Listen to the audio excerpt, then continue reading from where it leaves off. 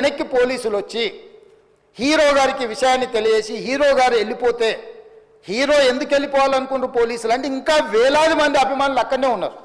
Hero గారు థియేటర్లో కూర్చొని ఉండడం వల్ల సినీ ప్రముఖులు ఉండడం వల్ల ఈ బయట జమైన వేలాది మంది అభిమానులు అక్కడ నుంచి పోకుండా అక్కడనే ఉండడంగా థియేటర్ లోపల కూడా బాల్కనీలో టాప్ బాల్కనీలో హీరో కూర్చుంటే కింద నేల కింది నుంచి పై వరకు వెనక్కి తొక్కుట పైకెక్కి హీరో చేతులు కలపాలని కోతులు ఎగబడ్డట్టు కోట మీదకి కోతులు ఎగబడ్డట్టు ఉల్టా పైకి తొక్కిసలాట జరిగింది అధ్యక్ష.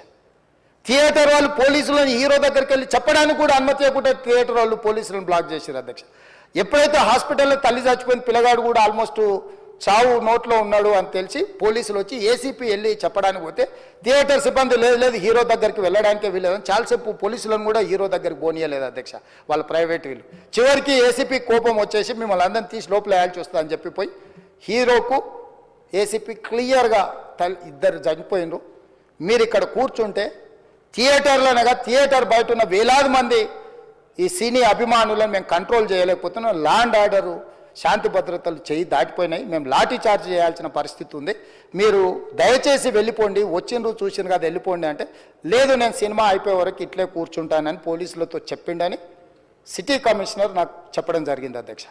అదేవిధంగా ఇంకా కంట్రోల్ కాకపోవడంతో అప్పుడు డీసీపీ పై అధికార రంగంలో దిగి వాళ్ళ అందరినీ లోపల వాళ్ళ ఎంబడున్న అడ్డుకుంటున్న వాళ్ళను పోలీసులతో జరిపించి చక్కగా డీసీపీ పోయి హీరో గారికి బయట చనిపోయినరు, పరిస్థితి చాలా గందరగోళంగా ఉన్నది, మీరు ఇక్కడ నుంచి కదలాల్సిందే లేకపోతే మిమ్మల్ని పోలీస్ స్టేషన్కు తీసుకెళ్లాల్సిన పరిస్థితి వస్తుంది, మీరు ఇక్కడ నుంచి కదలాల్సిందే అని బలవంతంగా అతన్ని సినిమా మధ్యలో 12 గంటల సమయంలో రాత్రి 12 గంటల సమయం అట్టిగా ఆ సమయంలో అతను తీసుకొచ్చి బండెక్కిస్తే మళ్ళీ అతను రూఫ్ టాప్ ఓపెన్ చేసి మళ్ళీ చేతులు ఊపుకుంటూ రోడ్ షో చేసుకుంటూ అంటే తల్లి చనిపోయి పిల్లగాడు చావు బతుకుల మధ్యలో ఉన్నాడు మీరు వెళ్ళండి అని వెనక్కి పంపిస్తే కూడా మళ్ళీ కారులో రూఫ్ టాప్ ఓపెన్ చేసి చేతులు ఊపుకుంటా అభిమానులను సంతోషపెట్టుకుంటా రోడ్ షో చేసుకుంటా అతను వెళ్ళిపోయింది అధ్యక్ష. పోలీసులు కేసు చేసిరు, కేసు మీద థియేటర్కి సంబంధించిన కొంతమందిని అరెస్టు చేసిరు, అరెస్టు చేసి 10-11 రోజుల తర్వాత పోలీసు హీరో గారింటికి వెళ్ళిండ్రు, మీరు కూడా కేసులో A11 మీ మీద కేసు ఉందని చెప్పడానికి పోలీసులతో దురుసుగా ప్రవర్తించిండు, మీరు ఆ వీడియోలన్నీ కూడా చూసిండ్రు. ఆ పరిస్థితిలో చట్టాన్ని అమలు చేసే పోలీసులు ఆల్రెడీ ప్రాణాలు పోయినాయి, ఒక నిరుపేద తల్లి చనిపోయింది, కొడుకు చావు బతుకుల మధ్యలో ఉన్నాడు, ఆ రోజు కోర్టుల కేసులు కూడా వస్తున్నాయి, కోర్టుకు కూడా మీరు విచారణలు ఏం చేసిండ్రని కోర్టుకు కూడా పోలీసులు జవాబు చెప్పాల్సిన పరిస్థితి ఉండే అధ్యక్ష. దాంతో మాట్లాడితే వాళ్ళు చాలా బాధ్యతారహితంగా సమాధానాలు ఇచ్చారని మా పోలీస్ సిబ్బంది చెప్తాను, దాంతోనే అతన్ని పోలీస్ స్టేషన్ తీసుకెళ్ళారు అధ్యక్ష. ఇక్కడి వరకు ఒక హీరో ఒక థియేటర్లో జరిగిన సంఘటనలు వీటన్నిటి నేపథ్యంలో పోలీసులు వాళ్ళ విధి నిర్వహణ నిర్వహించారు అధ్యక్ష. ఎప్పుడైతే అతను పోలీస్ స్టేషన్కు తీసుకెళ్ళిరో కొన్ని రాజకీయ పార్టీలు పైశాచికంగా ఎంత నీచంగా నన్ను తిట్టుకుంటా పోస్టులు పెట్టినరంటే అంటే తెలంగాణ समाजంలో मलकपेट बलाला साहब के कॉन्स्टिट्यूंसी के वोटर है उन लोग मलकपेट के छोटे नौकरी उसका नौकरी अकबर साहब वो 30,000 नौकरी करता है, उसके परिवार में कोई कमाई नहीं है, एक टिकट 3,000 रुपये में खरीदा, वो बच्चा उनका फैन है बोल के उनके परिवार 12,000 रुपये रखकर 4 टिकट खरीद के पिक्चर को गए. 30,000 महीने को कमाने वाले నెలకు 30,000 జీతంతో పనిచేసి ఒక ప్రైవేటు చిన్న దాంట్లో ఉద్యోగం చేసుకునే తండ్రి తన కొడుకు ఆయన అభిమానాన్ని కుటుంబము 12,000 రూపాయలు 3,000కు ఒక టికెట్ 12,000 రూపాయలు పెట్టి సినిమా థియేటర్కి వెళ్తే థియేటర్లో చనిపోయిన 11వ రోజు వరకు వీళ్ళు ఎవరు హీరో కానీ ప్రొడ్యూసర్ కానీ ఎవరు కానీ ఆ కుటుంబాన్ని చనిపోయిన కుటుంబాన్ని కానీ హాస్పిటల్లో చావు బతుకుల మధ్యలో ఉన్న పిల్లవాడిని పరామర్శించడానికి కూడా పోలేదు అధ్యక్ష. ఇది ఏ రకమైన మానవత్వం అధ్యక్ష నాకు అర్థం కాలే. ఇలాంటి మానవత్వం లేకుండా వ్యవహరించిన వాళ్ళను పోలీసులు విధి నిర్వహణలో భాగంగా పోలీస్ స్టేషన్కు తీసుకెళ్తే ఒక ఆయన ట్విట్టర్లో పెడతాడు అడ్డగోలుగా 10 ఏళ్ళు మంత్రి చేసి ఉద్యమాలు చేసినామని చెప్పుకునేటోళ్ళు ఉద్యమాల సమయంలో సినిమా షూటింగ్లో జరగొద్దని దాడులు చేసిన వ్యక్తులు ఇవాళ అతను భగవత్ స్వరూపుడు, అసలు అతన్ని పోలీసులు ముట్టుకుంటారా? అసలు ఈ రాష్ట్రం ఏమైపోతుంది? రాష్ట్రం ఉంటుందా?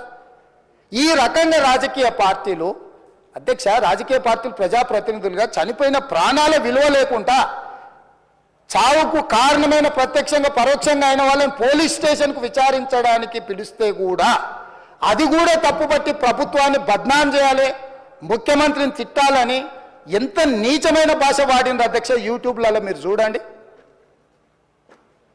నాకేముంటుంది అధ్యక్ష, ఏంది ఆ సినిమాకు స్పెషల్ రిలాక్సేషన్స్ ఇచ్చి ఇవాళ సినిమా ఏదైతే వ్యాపారం చేసిందో సినీ పరిశ్రమను ప్రోత్సహించాలని మొదటి వారం అత్యధికంగా సినిమా ధరలతో టికెట్లు అమ్ముకోవడానికి, స్పెషల్ షోలు వేసుకోవడానికి, బెనిఫిట్ షోలు వేసుకోవడానికి ప్రత్యేకమైన అనుమతులు ఇచ్చింది నా ప్రభుత్వమే కదా, మా ప్రభుత్వమే కదా అధ్యక్ష. సినీ పరిశ్రమను ప్రోత్సహించాలనే మా విధానం. ప్రోత్సహించే క్రమంలో తెలంగాణ ప్రజల ప్రాణాలను తీసుకోమనే, ప్రాణాలు తీసుకుంటే కూడా వాళ్ళని ఏమనొద్దానంటే మీరు లా చేయండి అధ్యక్ష. మరి స్టేట్కు లా అథారిటీ ఉందో లేదో నాకు తెలియదు, కానీ star, film star, super stars or political stars is having some special privilege. If they murdered anyone also, we need not to prosecute or otherwise we need not to book any case against these personalities అని మనం మీరు చట్టం చేస్తా అంటే సినీ ప్రముఖులకు కానీ రాజకీయ ప్రముఖులకు కానీ స్టార్లని ఫీల్ అయ్యే వాళ్ళ పట్ల ప్రత్యేకమైన చట్టం ఉంటుంది, వాళ్ళ మీద కేసులు పెట్టొద్దని మీరు ఏమైనా చట్టం చేస్తే ఆ చట్టం అమలు చేస్తాం అధ్యక్ష.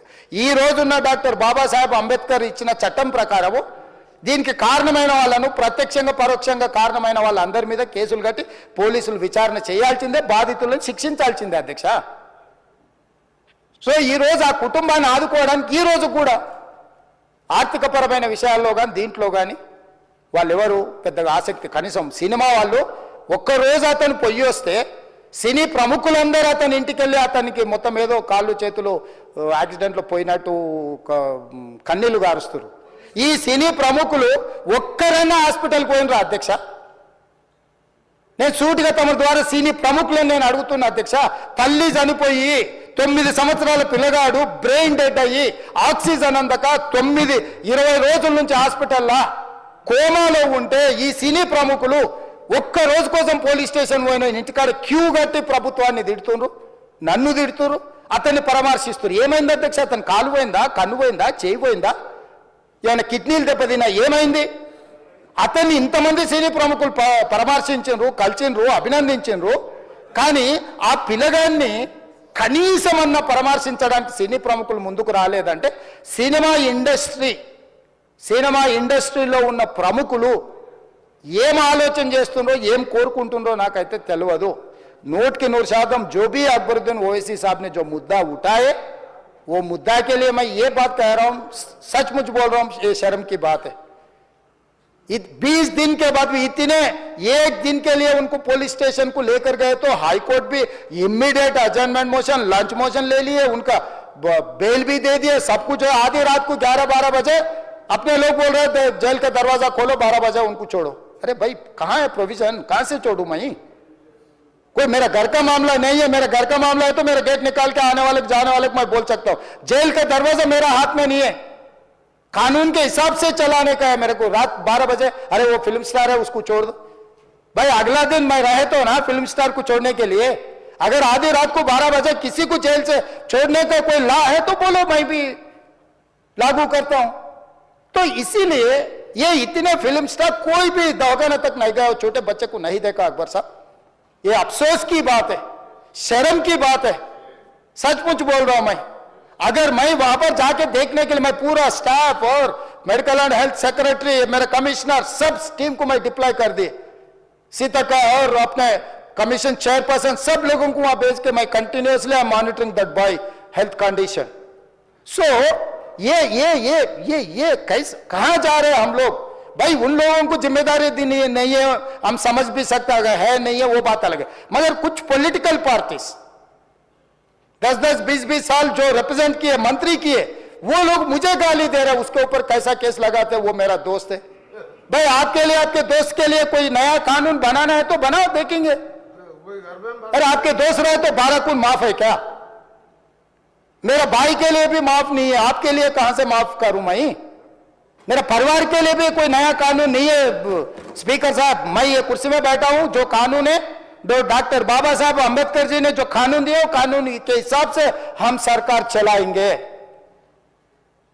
जो अकबर साहब ने जो बात लिखा, कुछ प्राइवेट डिस्कशन है, कुछ पब्लिक विजुअल्स है, जो पब्लिक विजुअल्स में वो वापस जाते वक्त भी हाथ हिलाया, रोड शो किए, आने से पहले किए, जाने से समय पर किए, पुलिस वाले भी उसको जल्दी जाने के लिए कोशिश प्रेशर किए, सब कुछ सच है, मगर उनको तो बेल मिल गए।